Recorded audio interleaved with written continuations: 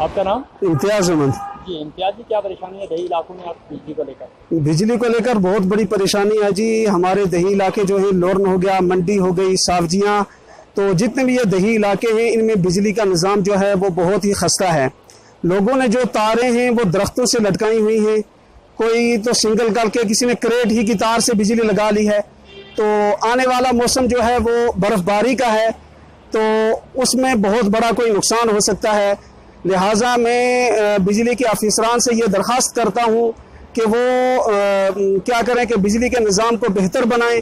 जबकि बिजली का बिल जो है वो राशन कार्ड के हिसाब से आ रहा है, तो जब लोग बिजली का बिल दे रहे हैं तो सरकार को चाहिए कि वो उनकी जो मांगे हैं, बिजली है, पानी है, तो उसको बेहतर बनाएं ताकि लोगों को बिल देने में कोई परेशानी ना हो।